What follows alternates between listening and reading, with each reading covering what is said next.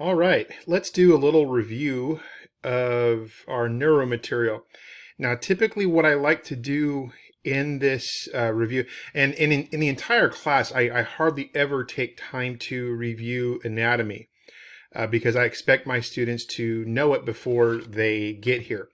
Now, that unfortunately, our college and the West Hills District as a whole does not require students to take anatomy before physiology. So, if you haven't had anatomy yet, this will be important for you to be prepared for neuro parts 2 and 3. Now, if you've already had anatomy, this will be just a review. And what I like to do is focus in on the things that will be most important over the next 2 neuro lectures. So I'm going to leave my view in like this, because if I enlarge it, as if we were in class, some of the things are going to get cut off because of how the recording is actually situated in terms of the view. So anyway, here we go. Let's get into this. Now, when we talk, just some key points. Remember, with neuroanatomy, nerves and neurons are not the same thing. Remember, a neuron is pretty much the main cell type for the nervous system. So a neuron is a nerve cell. Neurons, typically based on their functional classification, are either sensory or motor. Sensory neurons are those that are carrying information from receptors in the peripheral nervous system, whether it's a thermoreceptor, a proprioceptor, a photoreceptor, carrying sensory data from the peripheral nervous system and sending it to the central nervous system. Okay, so always think location and direction. And then once the information gets there, there's another cell type called an interneuron that typically is involved with shuttling signals back and forth between from sensory to motor. Now, motor neurons are neurons that are going to carry information from the CNS out to an effector in the PNS. And an effector could be a muscle, like a somatic motor neuron is going to carry information to a skeletal muscle, most likely to stimulate it to contract. It could be information to a gland, commanding the gland to secrete more hormones, or maybe perhaps less of a hormone. So again, a motor neuron is carrying a signal with some sort of command from the CNS out to a structure in the PNS. Let me rephrase that, to an effector, muscle, gland, organ, so on. Nerves are bundles of neurons, and they have blood supply. So nerves, are effectively organs, like neurological organs. And nerves can be purely sensory, they can be purely motor, or they can be mixed. Now, most nerves are mixed. There's a few nerves in the in terms of there's a few cranial nerves that are purely sensory or purely motor, but most nerves, especially in the PNS, are mixed, meaning that they have both motor and sensory neurons in them. So much of what happens in our nervous system works off of this very simple principle. And I like this graphic, and as you can see, the date on it is 2010, and that was 14 years ago, but I keep it because of how effective and simple it actually is. So sensory input, we gather sensory input, whether it's visual, whether it could be auditory, we hear something. It could be olfactory, we smell something. But that information goes to the central nervous system, to the brain. It's processed. Some sort of command is then decided on, and the signals to carry out that command are sent out. So the sensory data goes in, the command or the data is processed, and a command will be sent out to whatever the effectors are that need to carry out that command. And again, much of what happens in our bodies works off of that very simple principle. So I always tell students when we get to this slide that I'm going to take this flow chart and take out all the words and then put it in the exam and make you guys fill it all in. But I'm not going to do that, so don't worry about that.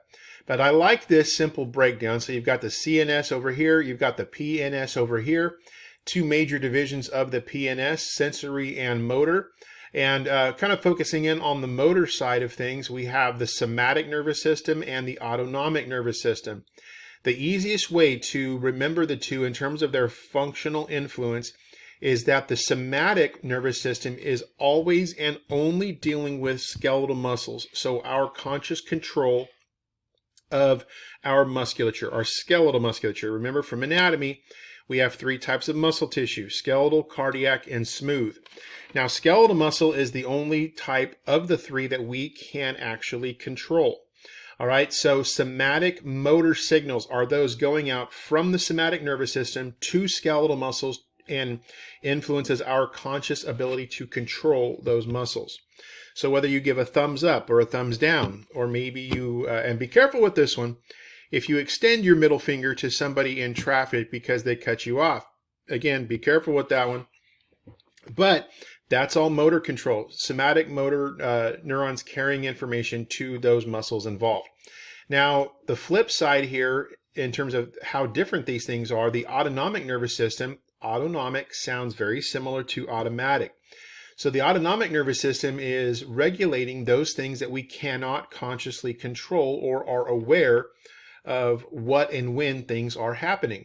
So organs, we don't control how fast our heart beats. We don't control how quickly digestion occurs in the small intestine. We don't control how quick the kidneys filter or make urine. That's all done automatically through the ANS. Now the ANS is further broken down into two major divisions called the sympathetic and parasympathetic. Now, generally speaking, as we go through this class, we're going to refer back to these from time to time. And so it's important for you to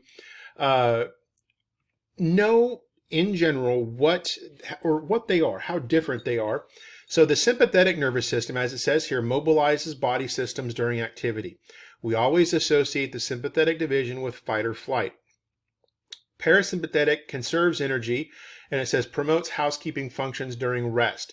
The parasympathetic division we often associate with rest and digest.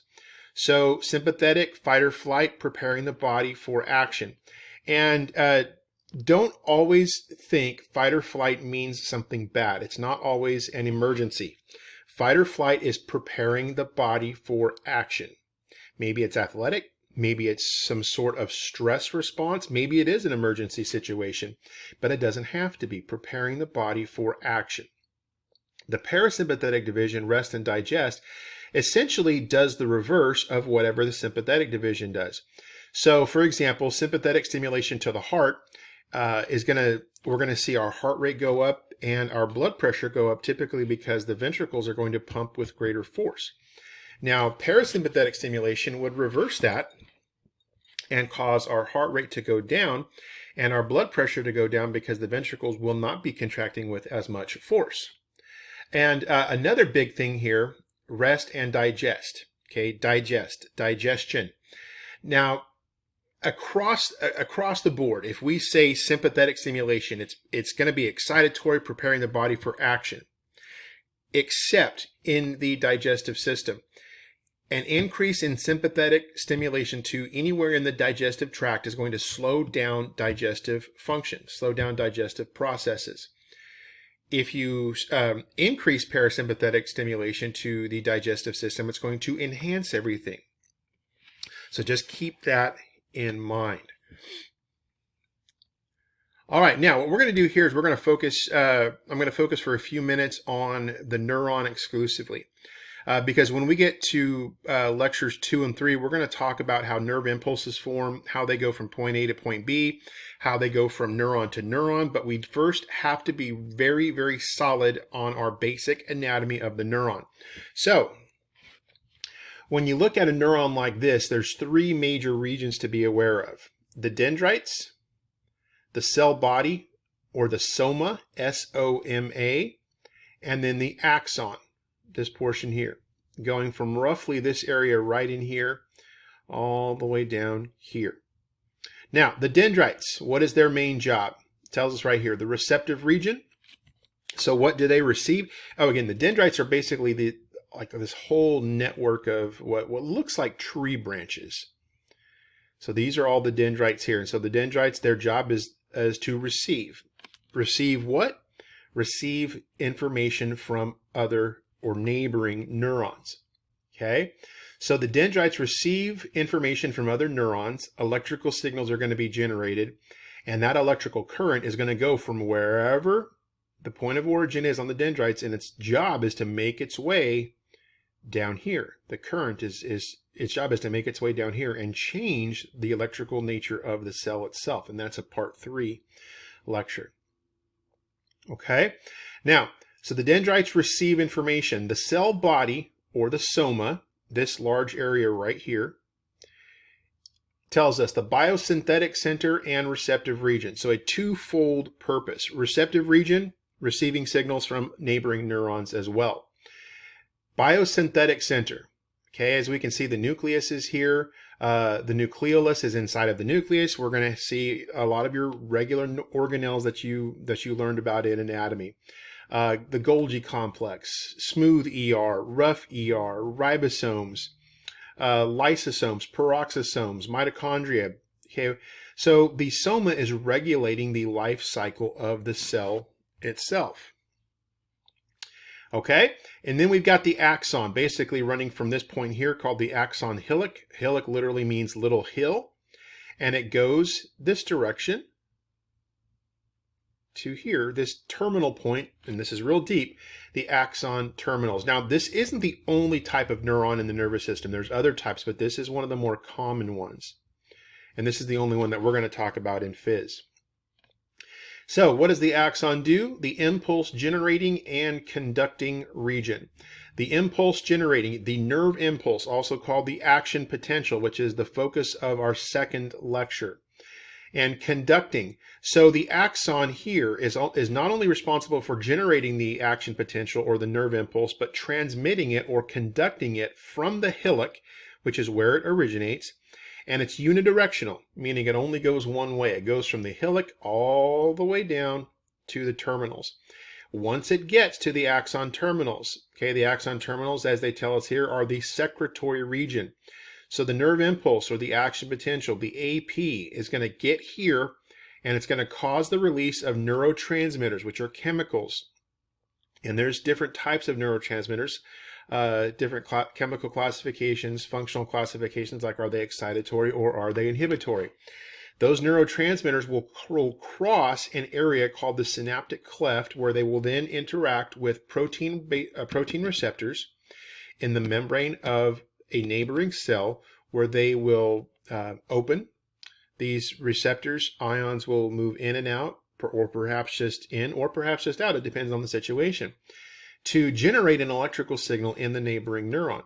And that's how information is passed from one neuron to the next. So we'll see the action potential go here, an electrical event, cause the release of neurotransmitters, which is a chemical event.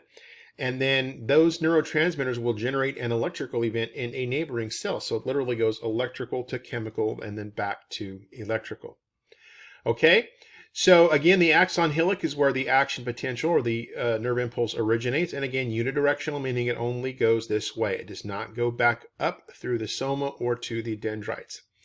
Now, there's generally two types of axons, myelinated and unmyelinated axons. This one we're looking at here is an example of a myelinated axon. These little bubble-looking structures are called myelin sheath. Now, there are two different cell types that make myelin sheath. The Schwann cell, which we're looking at right here, makes myelin sheath in around axons in the of neurons in the PNS. Its counterpart is called an oligodendrocyte, and it does the same thing, but typically can wrap itself around multiple axons of neurons in the CNS. So two different cells basically do the same thing, form myelin sheath. And so what they do is literally when these cells wrap themselves around the axon, their cytoplasm is removed, and electrical current in the form of ions are not allowed to pass through those areas. There's no ion channels underneath them. So it creates effectively an area of insulation around that specific spot of the axon of that individual neuron. Now, as you can see, it's not a continuous myelin sheath. There are gaps in between cells called myelin sheath gaps or nodes of Ranvier. Why nodes of Ranvier? My guess to everything when we question names in anatomy and physiology is that at some point way back whenever this was first discovered, some scientist by the last name of Ranvier discovered it and got credit for it. I always tell everybody, you know what?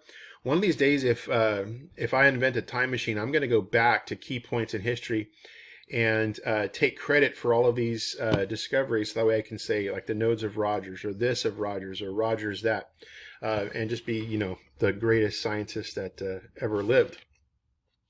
All right, so this is an example of a myelinated axon, and we're going to talk a little bit more about the importance of this in the second of the three neuro lectures. Okay. All right, that should be about it for that. Let's get to the synapse. All right, so you have, or we have, when you've got two neurons communicating with each other, one sending a signal to another neuron, there are there's terminology. Let me see if it's okay. No, I don't have it down there. Key terminology that you need to be familiar with are called the presynaptic neuron and the postsynaptic neuron. The presynaptic neuron is the one sending the signal, and the postsynaptic neuron is the one receiving the signal. So here we have one neuron, and here we have another. Okay, this picture got cut off. Let me see if it if I can just enlarge. Oh, nope, I can't fix it. Okay, this is probably an axosomatic synapse, which means the axon of one neuron is synapsing with the soma of another neuron. So the presynaptic neuron is the one sending the signal, and the postsynaptic neuron is the one receiving the signal. So pre, before the synapse, post, after the synapse. So the synapse is literally this entire region where two parts of two different neurons come in very close proximity to each other. They don't physically touch, but they get very, very close. This physical space, and again, I apologize for destroying this picture in a bad way. This physical gap right here between the two structures, we can see the label here, is called the synaptic cleft. And so these synaptic vesicles inside the presynaptic cell have neurotransmitters in them. And we're going to get into some more depth into how this all works. But the neurotransmitters will leave the cell. They will interact with protein receptors over on the postsynaptic membrane. And then a signal is passed from the presynaptic to the postsynaptic. All right, so again, we're going to get into more depth with that later on. But just be familiar with the terminology at this point. Presynaptic neuron, postsynaptic neuron. The synapse is the entire region, and the synaptic cleft is the space between the two. Very quickly, there are different types of synapses based on what their names are. Axodendritic, axosomatic, axoaxonal. So basically, it tells you the two parts of the two different neurons that are involved. That's all I want you to know about that. Okay, let's see. I can skip through a lot of this. There is the oligodendrocyte that I was telling you guys about. So Schwann cells basically will wrap themselves around one axon. But remember, oligodendrocytes have branches that can actually wrap around multiple axons at one time.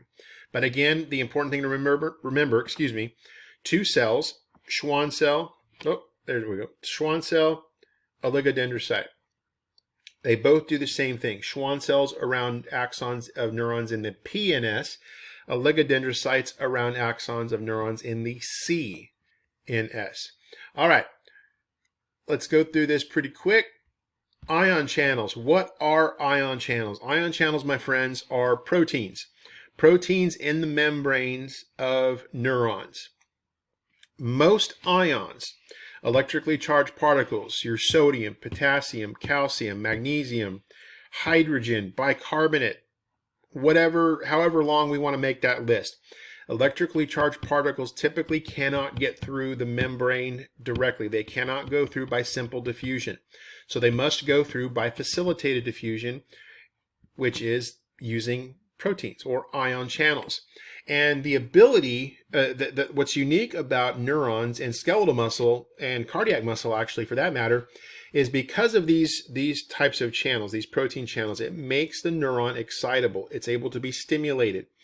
And by ions moving, either going from outside of the cell in or inside out, that affects the electrical environment on both sides of the membrane and allows electrical current to flow through the cell itself by ions going from areas where they are more concentrated to areas where they are not as concentrated. So ion channels, and some of the ones that we're going to be talking about over the next couple of lectures, they can be passive or active.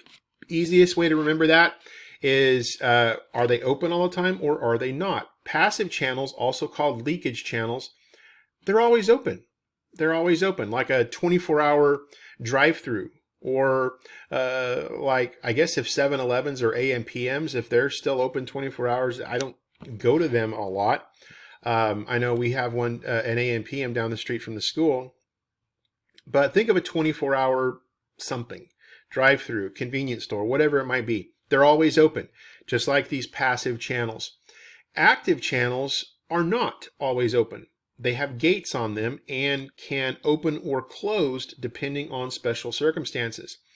Now, in this unit, we're only going to talk about voltage-gated and chemically gated channels. There are channels that are called mechanically gated channels that will respond to physical force like touch or various degrees of pressure. But we're going to talk about voltage-gated channels quite extensively in the second lecture, and then chemically gated channels quite a bit in the third lecture. Now, what's the difference? Voltage-gated channels will open and close depending on voltage across the membrane itself. Chemically gated channels will open or close depending on the presence of neurotransmitter. If a neurotransmitter binds with its distinct receptor, that receptor opens up and ions move through. If the neurotransmitter is broken down, or if it detaches from its binding spot on the receptor closes, and now ions can't move once it's closed. All right, so we're going to talk about each of those at different points. But again, remember, what are ion channels if I were to ask you that on the exam?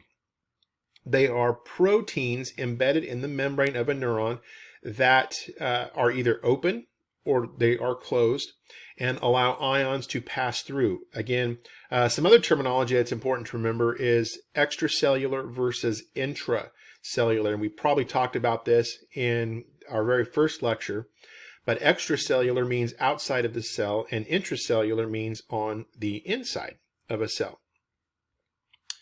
All right, let's see. Okay.